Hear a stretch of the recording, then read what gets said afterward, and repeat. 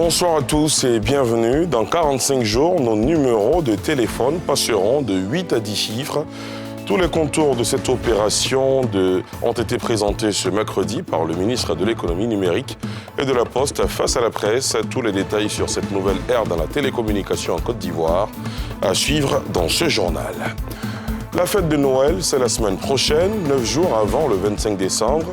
Moment favori de l'année pour les enfants. L'heure est à l'achat et l'emballage des cadeaux. Quelle affluence dans les magasins et autres centres commerciaux? Le constat de l'une de nos équipes à suivre. Et puis à l'étranger, le Nigeria, où 333 pensionnaires d'un établissement du nord-ouest du pays ont été enlevés par des bandits lors d'une attaque de leur école. 5 jours après ce rapt, les parents sont sans nouvelles de leur enfant et vivent dans l'angoisse, impuissants. Ils se réfugient dans la prière. Un numéro de téléphone en Côte d'Ivoire compte actuellement 8 chiffres. Bientôt, cela va changer. Dans 45 jours exactement, nos numéros de téléphone passeront de 8 à 10 chiffres.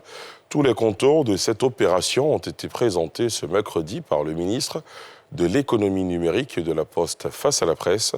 Tous les détails sur cette nouvelle ère dans la télécommunication en Côte d'Ivoire dans ce sujet de Nadia Edja et Mathurin Badé. Plus que 45 jours avant l'entrée en vigueur du nouveau plan national de numérotation prévu pour faire passer les numéros téléphoniques fixes et mobiles de 8 à 10 chiffres. Pour basculer à ce nouveau système, les usagers sont invités à faire précéder leurs anciens numéros de téléphone des préfixes 01, 05 ou 07 pour les mobiles ou 21, 25, 27 pour le fixe en fonction des opérateurs. La TCI examine les opérateurs la possibilité de coexistence des deux plans pendant un certain délai d'adaptation avec les usagers. En tout état de cause, afin d'assurer un passage en douceur et de minimiser les désagréments, une assistance vocale par SMS leur sera apportée et les applications certainement à télécharger pour les smartphones seront disponibles pour modifier automatiquement donc leur répertoire.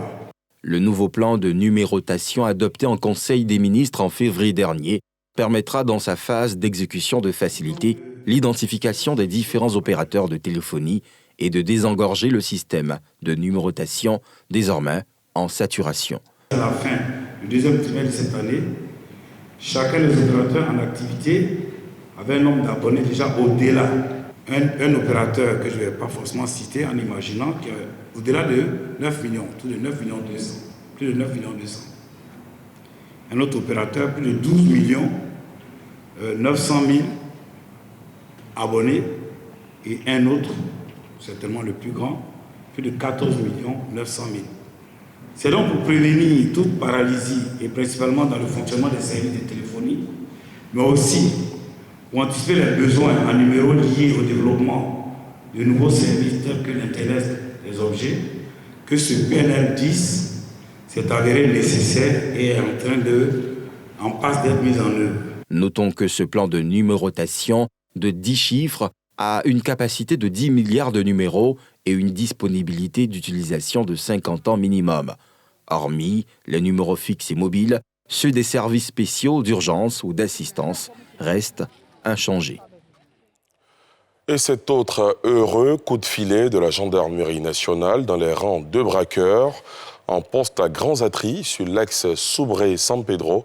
À quelques 420 km d'Abidjan, des gendarmes ont mis hors circuit 3 bandits, auteurs d'enlèvement d'acheteurs de cacao. Le récit de leur interpellation dans ce reportage de Thiemé Danger.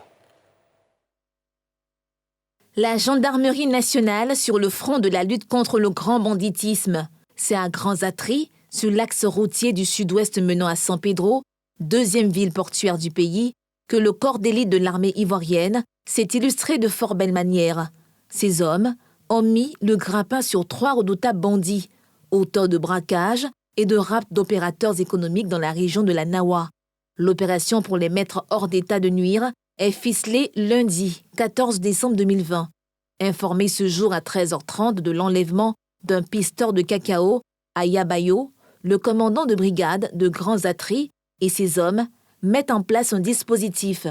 Aux aguets, Ils aperçoivent, moins d'une heure après, un véhicule. À bord, les 3 individus recherchés. Surprise, panique et sauve qui peut sont alors de la partie. Décidés à prendre le large, les bandits forcent le barrage. 20 tentatives. Ils sont cueillis par les agents de la maréchaussée ivoirienne, lesquels les conduisent à la brigade. Sur place, la fouille du véhicule permet la saisie d'une arme à feu de type Kalachnikov, 2 chargeurs garnis respectivement de 28 et 13 munitions de 7,62 mm, un pistolet automatique MAB P15, une munition 9 mm, des téléphones portables et la somme de 150 650 francs CFA. Notons que les pièces du véhicule portent le nom de l'un des braqueurs, par ailleurs formellement identifié par un opérateur économique enlevé à Soubré le 10 décembre dernier. À l'approche des fêtes de fin d'année, ces bandits des grands chemins qui pullulent dans la région devront faire face au dispositif de la gendarmerie qui entend bien les mettre hors d'état de nuire.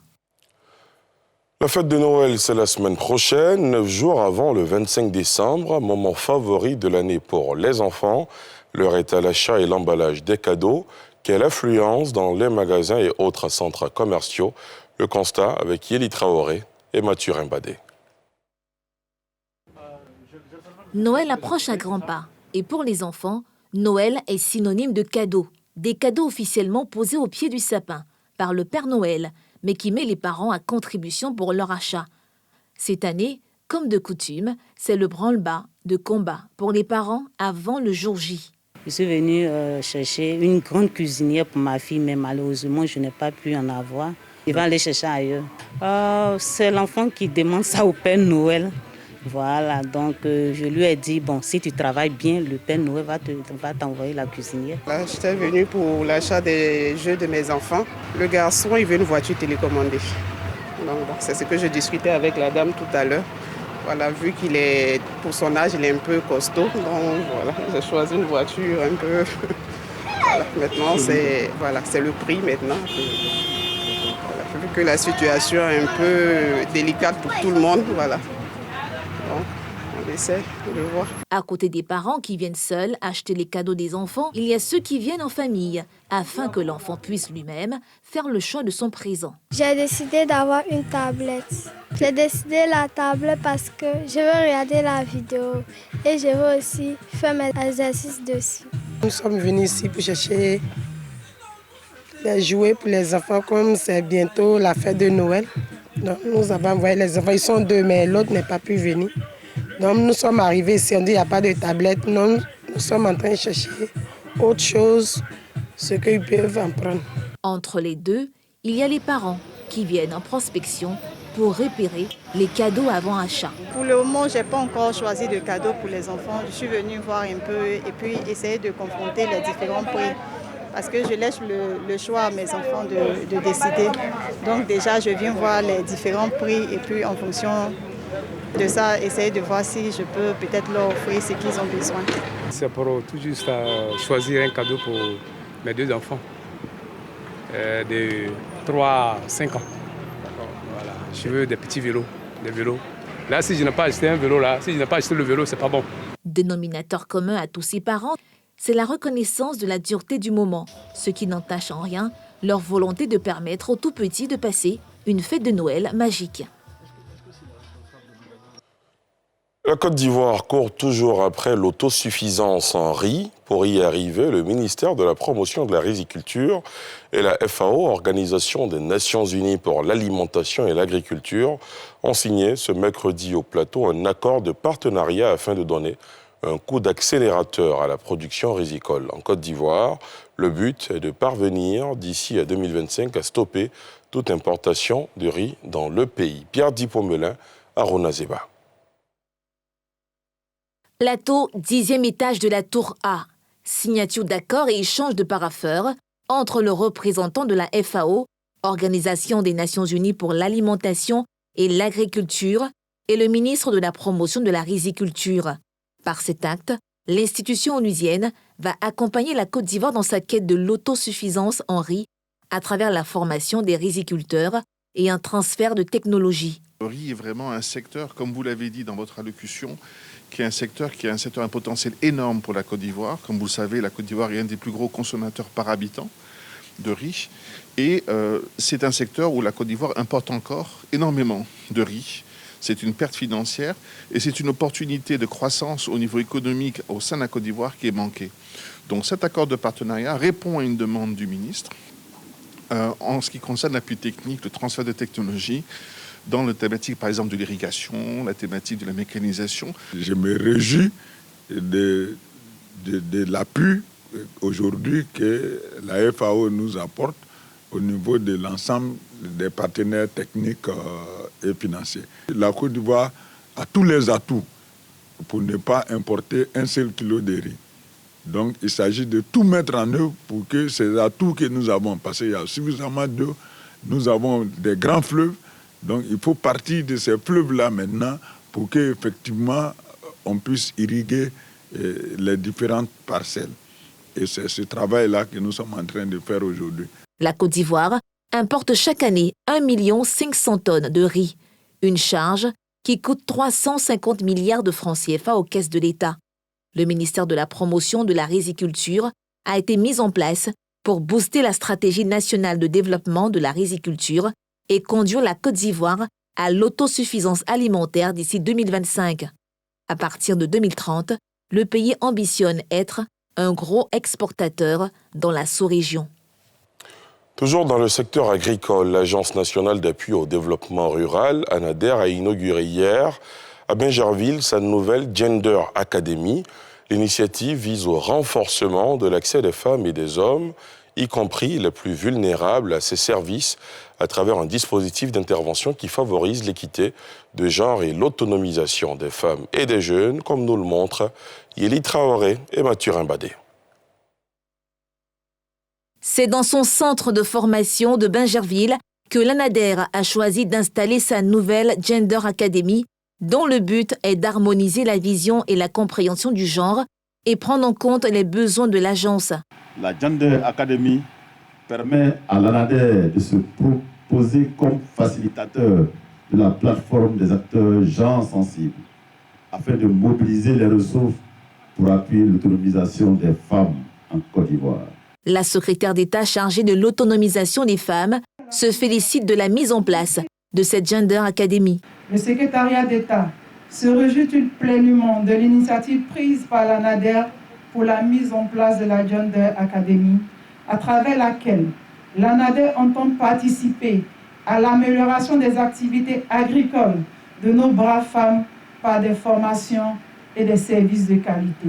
La stratégie genre de l'ANADER est bâtie autour de 3 axes qui sont le renforcement de l'accès du cadre politique et institutionnel, de la prise en compte du genre, de l'équité du genre et de l'autonomisation des femmes et des jeunes dans les projets de la structure en milieu rural et le suivi-évaluation des programmes genre. L'organisation allemande Konrad Adenauer Stiftung a lancé mardi à Cocody un projet de renforcement des capacités de la société civile pour un meilleur suivi des finances publiques. Ce projet intitulé « Finances publiques, notre affaire à tous » vient pour restaurer le citoyen dans son droit à l'information et de regard sur la gestion financière de l'État pour l'établissement d'une démocratie qui prend en compte les attentes des populations. Nadia Edja, Aruna Zeba. Combler le déficit d'information sur la gestion financière de l'État, c'est l'objectif visé par le projet « La finance publique, notre affaire à tous », une initiative de l'organisation allemande CAS, Konrad Adenauer Stiftung, qui entend contribuer à l'avènement d'un développement économique et social durable. La CAS, dans son rôle d'acteur de développement, renouvelle à travers ce projet son attachement à une société dont les fondements reposent sur des valeurs démocratiques. Elle renouvelle son engagement à travailler avec les autorités ivoiriennes afin de promouvoir une culture de la démocratie et contribuer à l'amélioration de la prospérité économique et sociale. Selon l'APDH, Action pour la protection des droits de l'homme, organisme partenaire du projet, l'accès à l'information sur la finance publique est un des droits du citoyen. La gestion des finances publiques est au cœur de la manière dont les gouvernements mettent en œuvre leurs priorités. Elle doit relier dépenses et objectifs, peser le pour et le contre avec le plus de rationalité possible, tout en garantissant que les fonds dépensés ont généré les résultats escomptés. L'amélioration de la gestion des finances publiques conditionne celle des résultats en matière de développement. Elle comprend 3 dimensions, les capacités fiscales et budgétaires, la redevabilité et la réactivité. Le peuple doit avoir accès aux informations relatives au budget de l'État et être en mesure de participer pleinement à la prise de décision concernant l'établissement, l'exécution et l'évaluation du budget. Au terme de ce projet de renforcement des capacités, les personnes outillées seront à même d'apporter des recommandations pour l'élaboration des politiques économiques nationales. En Côte d'Ivoire, plusieurs réformes ont été initiées en matière de finances publiques. Il s'agit entre autres du basculement du budget de moyens à un budget programme et la mise en place du budget citoyen, une présentation simplifiée du budget accessible au grand public. À l'étranger, direction le Nigeria, où 333 pensionnaires d'un établissement du nord-ouest du pays ont été enlevés par des bandits lors d'une attaque de leur école. 5 jours après ce rapt, les parents sont sans nouvelles de leur enfant et vivent dans l'angoisse. Impuissants, ils se réfugient dans la prière. Nadia Eidja. Comme en 2014 pour l'épisode des filles de Chibok, le Nigeria fait à nouveau face à un nouveau rapt de masse. 333 lycéens ont été enlevés par des gangs criminels vendredi dernier alors qu'ils se trouvaient dans leur pensionnat à Kankara, ville située au nord-ouest du pays. J'ai 3 enfants dans cette école. L'aîné a réussi à escalader la clôture et à s'échapper. Il a utilisé le téléphone portable d'un habitant de la ville et m'a appelé sur mon téléphone, me disant qu'il y avait des problèmes dans l'école, et m'a raconté ce qui s'était passé la nuit précédente et qu'il n'avait pas vu l'un de ses jeunes frères et sœurs. Nous avons tellement de larmes. Nos cœurs sont en deuil et nous ne savons même pas quoi faire. Nous sommes fatigués de parler. Nous demandons au gouvernement de nous aider, au gouverneur Massari de nous aider, à Allah de nous aider à protéger nos enfants des mains de ce peuple. L'attaque a été revendiquée par Boko Haram, qui entend prouver son expansion territoriale. Une première dans cette région. Pour les parents des disparus, cet état de fait est peu plausible. Ils s'en remettent à la divine providence pour le retour de leurs enfants sains et saufs. Honnêtement, je n'ai pas confiance en la déclaration de Boko Haram. C'est un mensonge, car Shekau a l'habitude de faire de tels mensonges juste pour confondre les gens. Je n'ai pas confiance en cela et la situation n'est pas ce qu'il a dit qu'elle était. Je ne crois pas l'affirmation de Shekau selon laquelle ils auraient ordonné l'enlèvement de nos enfants. On nous a dit que des voleurs avaient enlevé nos enfants et je m'en tiens à cela. Je ne crois pas que Boko Haram ait enlevé nos enfants. Même s'ils les avaient pris, nous demandons à Allah et au gouvernement de nous aider et de nous ramener nos enfants. On a dit que Shekau a ordonné l'enlèvement des enfants. Nous ne connaissons pas le secret, seul Dieu connaît la vérité. Tout ce que nous savons, c'est qu'un vol à main armée a eu lieu dans l'école. Chaque fois que je venais rendre visite à mon enfant, il me disait que des voleurs armés passaient par l'école, mais n'y étaient jamais entrés. Nos enfants nous disaient que des voleurs armés venaient jusqu'à la clôture de l'école, mais qu'ils n'avaient jamais franchi la clôture. Jusqu'à vendredi dernier, on nous a dit que des voleurs armés étaient rentrés dans l'école vers 22h et les avaient emmenés. Notons que, sur la toile, le hashtag Bring Back Our Boys, traduit en français par « Ramenez-nous nos garçons », a été lancé en soutien aux élèves enlevés. Et c'est ici que prend fin ce journal. Merci de l'avoir suivi. Rendez-vous demain à 19h50.